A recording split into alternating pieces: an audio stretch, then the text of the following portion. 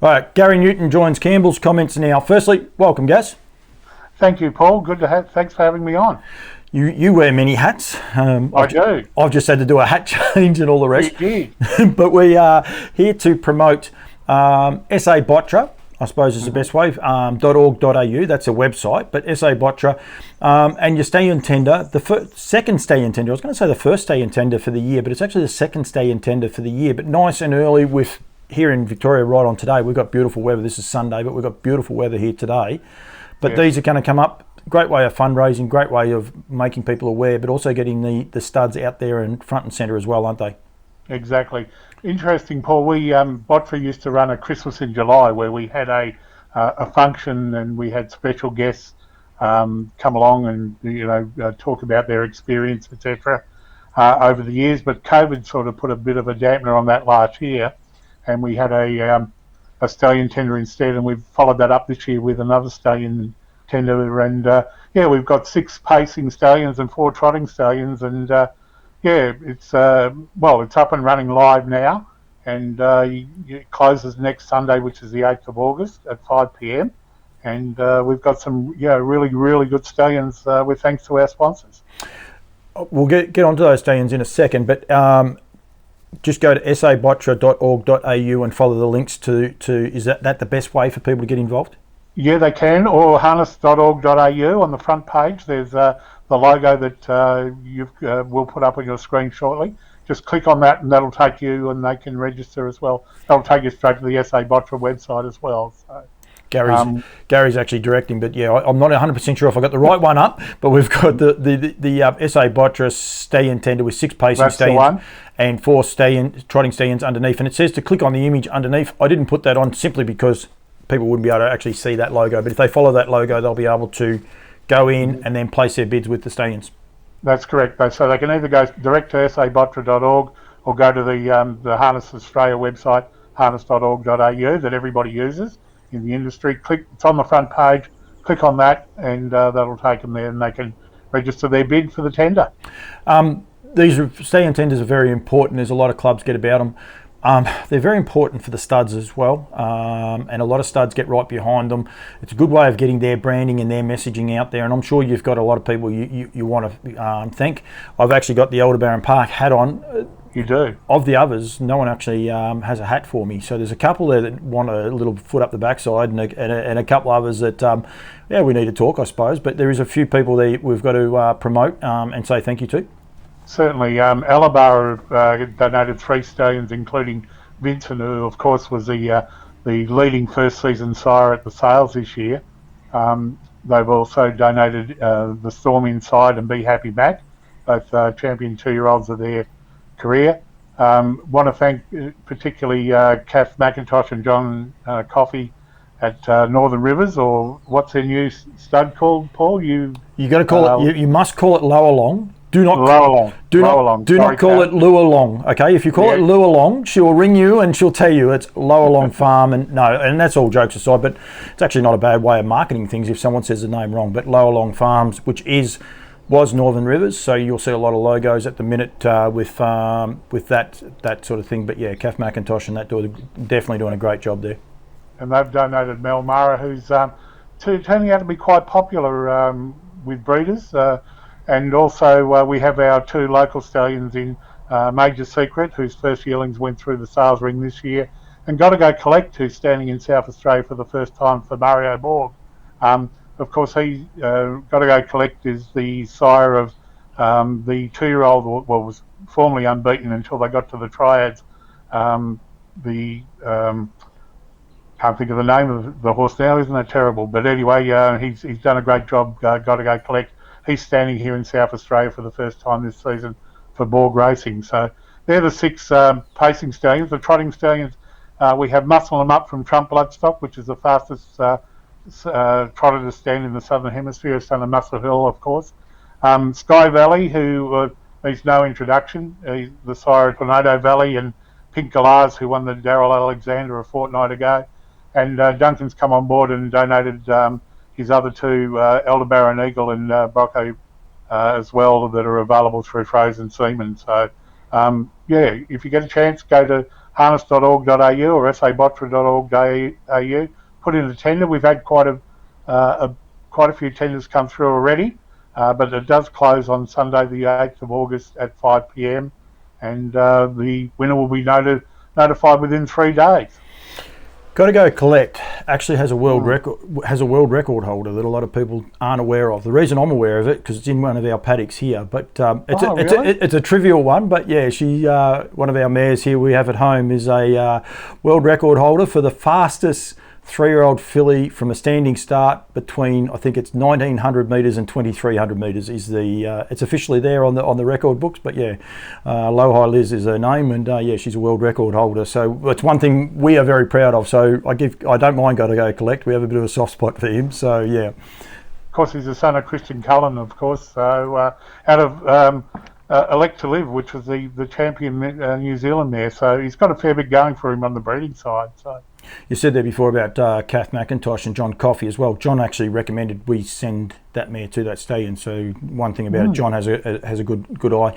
Mel Mara, I've done some video work with Kath that we both of us have to sit down and go through. He's just a lovely stallion. He's just got this way about him. Like, it's hard at the minute with COVID and everything. I totally understand that. But if you can get the chance to get to Lower Long Farms, make sure you do.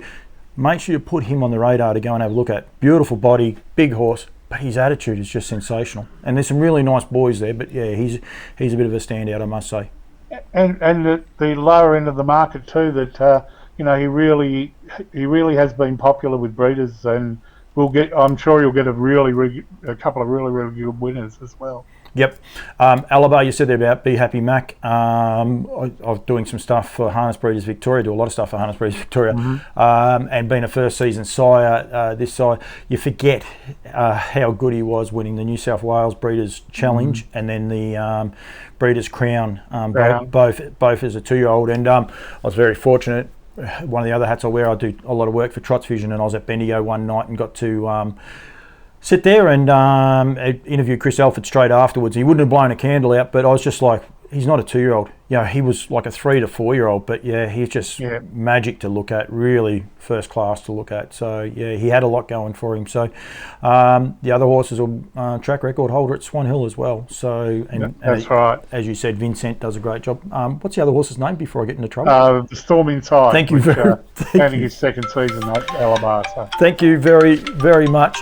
I'm going to kill my daughter because unfortunately I can't turn my phone off to my daughter. So yeah, she should have known better than to do that, but that's okay.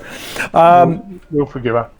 Everything else though goes with what you guys are doing over there. How's it all going, the rest of it? Well, tremendous. Botra's in an amazing tunnel at the moment. We have our 50th running of the Golden Nursery coming up on the 30th of October.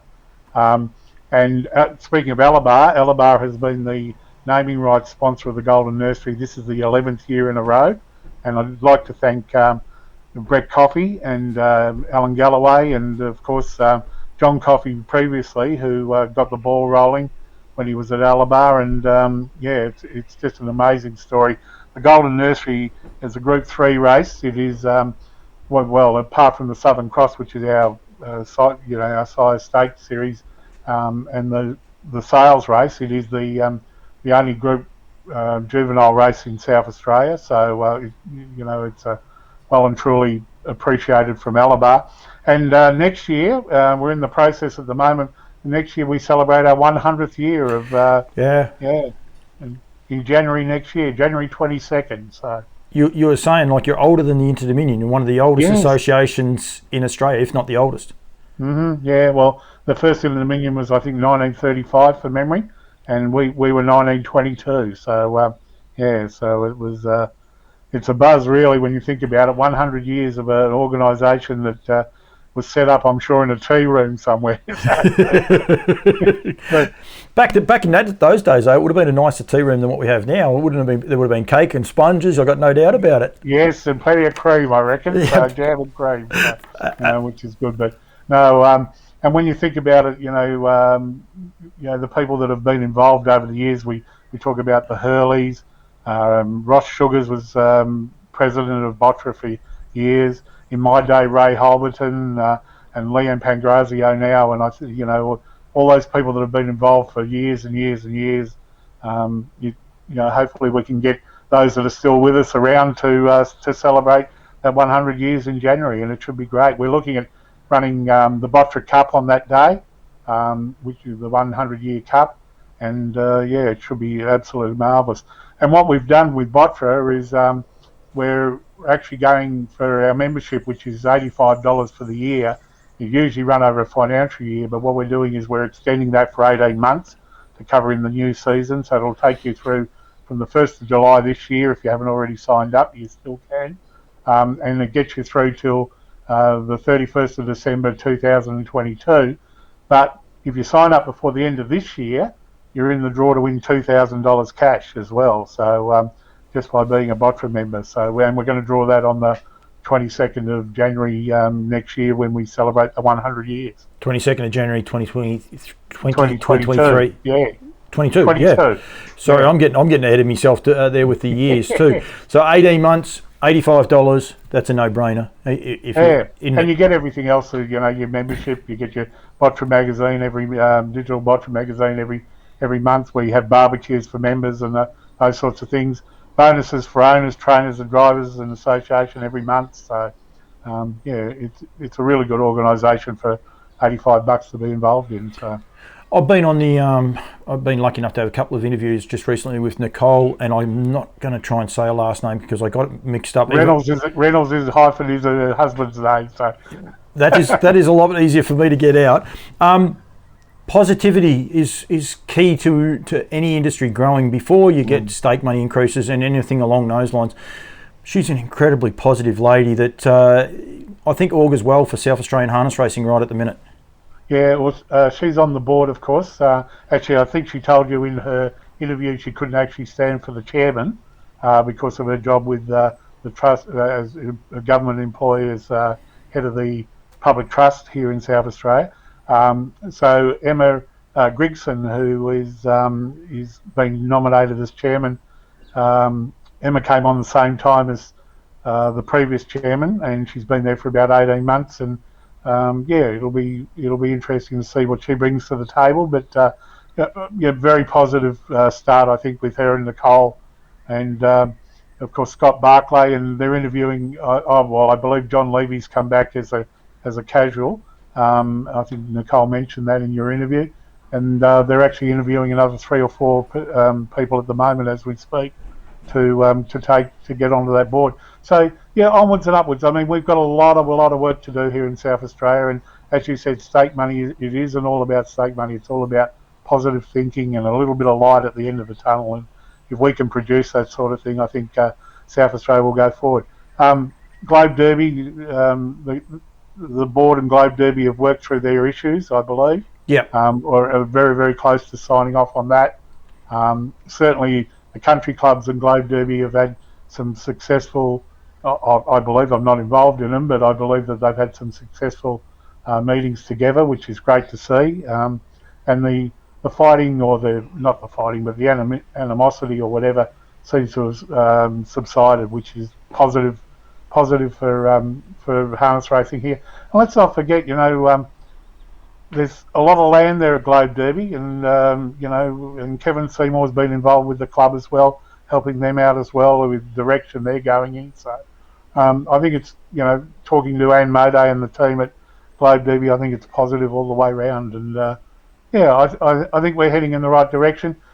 We just need to get some dollars into the bank so we can bump up those stake money, particularly. We're never going to be a Melbourne or Sydney or whatever, but if we can increase it marginally at a time, I think and the horses are coming into the state as well, which is important. Gaz, I'm going to give you a heads up. I reckon you can nearly have your own show. You don't go to. It's on every Saturday morning between 8:30 and 10 o'clock. Give it a plug. Don't you worry about that. It's what radio station? But you put it out as a podcast as well, don't you? I do. I certainly do. It's on our website. It's 11:97 AM, which is Vision Australia Radio.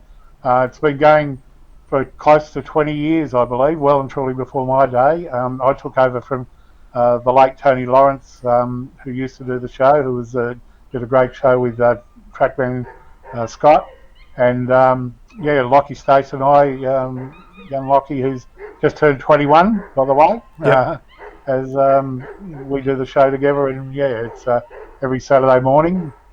I got a good head for radio, they say. So. Oh, you and me both. Don't worry about that. Happy birthday to Lockie. It's a pretty trying time for kids through COVID, having birthdays and celebrations at this time of year. It was a simpler life for us. I know that I can. There's not a worry there.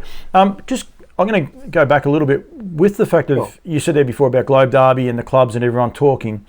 Mm-hmm. All we hear, when I say we, the people on the periphery outside that listen to the news and all the rest, is it's just all negative. And I think that's so you just sort of glossed across that, but that's one of the things I want to get out there for people. This is a key moment, but no one wants to write about the fact that there is a little bit of unity and people are going the right way, because it doesn't sell as many newspapers, if you like. Not that anyone sort of buys newspapers nowadays, but you know what I mean, don't you? It is a key moment, the fact that there is some positivity, and I think that's the one thing Campbell's Comments always wants to do, is be positive.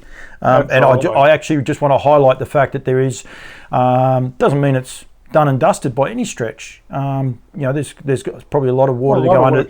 Yeah, but I think it's very key that the fact that there is already a bit of dialogue and open dialogue where everyone is saying, no, we are talking, we are sitting down talking, and we're going to try and resolve this issue that we've got. Well, they have to. If we're going to be around in 5 years' time, people have to pull their heads in and work positively with each other. And whether it's Botra, Square Trotters Association, the board, Globe Derby, the country clubs, whatever, and they're doing it. So, and you're right. I mean, the papers and general media always want to be involved if there's a bad news story, but good news story. I mean, we have a look at Danny Hill. We have an amazing lady who's nearly driven 2,000 winners, has had that horrific injury not once but twice. Yep. The loss of the eye, the smash up of her leg that she did in the Derby 3 years ago, back driving horses, driving 5 winners last night, the last 2 Saturdays 4 winners. We've got kids starting to come through that are really starting to shine, and we've got there's some good news stories. I mean, you don't have to go to Melbourne to be successful. I mean, Danny's proved that. So no, it's and. It's not always greener on the other side of the fence either. People must remember that too. There is two parts of it. The one thing that you guys do fly under the radar for, and it's just taken as gospel, is exactly what you said, Danny Hill.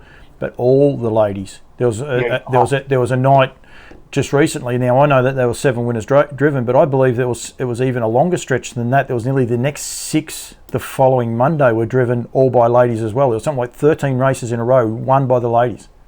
That's right, and then they drove the 7 winners again the following Saturday. Yeah. So they've done it twice, and it was I think, was it Wayne or Mark Billinger, one of the two, upset him on the last race on that. But they're doing amazing. And when you include Tiana McMahon, Samantha Pascoe, who you've interviewed, Gator Policino's low flying as well, Gina Bell. All these lady drivers that are out there, and sorry if I've missed one, and I'm sure I have, but they're just it's amazing how. And when you think about it, not that long ago it was a man's sport, wasn't it? And you look at the thoroughbreds and Jamie Carr riding 100 winners. We've just had Jess Eaton finish equal top with Todd Panel here in South Australia. We've had Raquel Clark as well as the women are amazing around horses, and they just run for them. So. Yeah, and South Australia do a great job, and you've got lots of harness racing is an old person's sport. No, it's not. You start having a look at some of these young kids coming through. We've definitely got them here in Victoria. Sorry. You've clearly got them in South Australia too. Sam Pascoe is just a great ambassador. She's a little bit shy, but I tell you, she's a great interview. She's got a great story. I did a podcast with her. She's given up a lot to be a trotting driver. Yes. She's a world champion herself, and a lot of people aren't aware of that. She's a very shy person, and the rest. But she's a great ambassador. and everyone there. We forgot, and I'm going to get in trouble for this, but it's okay, I'll get away with it. We forgot one of the matriarchs of the lady driving ranks over there, Leah Harvey, who... of course, Leah, yes. But I think she'll kill me. She'll kill me too for calling her a matriarch. But sitting back, she must be so proud because, I mean, she was one of those trailblazers where there was, not the women driving. She was in Port Pirie. She did a great job back then. Now she's not, I don't think she's full-time training trotters. I know she's nearly full-time powerlifting and the likes, and doing a huge job too. I think what she's doing is great. But they must really sit back and say, how great is this when they watch young Sam and Tiana and those guys just killing them. And not only that, but talking about Leah, she's overcome health issues as well. So, so that's a wonderful wonderful feather in her cap. No, you're right. I mean, South Australia's got a lot going for it. We should also mention I interviewed Jamie Dunbar-Smith from Summit Bloodstock yesterday on the show, and of course he has the connection with Jake Webster and Aaron Bain here, and that group is doing an amazing job, and so is Aaron, getting new people into the sport, and that's very, very important because with syndication and 1% ownerships and those sorts of things, it really is important to get people into the sport. They race horses all around Australia, yes, but they're pretty much based and started here in South Australia with Jake and Aaron and Jamie, who has an interesting story. He met Jake Webster in Perth at Gary Hall's place, and he sort of instant got together and decided to come up with this organisation, which is now low flying right around the Southern Hemisphere. Correct me if I'm wrong, 2 years is about all it's been operating for? 21 months, he said yesterday, yes. Yeah, so... And they've got 120 horses racing here and around the place, and it's... and Aaron Bain's doing, the other side of it, doing a lot as well here in South Australia, which is good. So. Nah, definitely. Gary, thank you. Let's go back to what we were here for. South Australia, the South Australian Stallion tender closes on what time? 5 p.m. on Sunday, August the 8th, which is this upcoming Sunday. Yep. So this podcast will probably go out on the Tuesday, so it'll be the Sunday coming. We actually are recording it on the Sunday. But go to sabotra.org.au and follow the links to put in your tender. And we've got to say a big thank you to Alabar,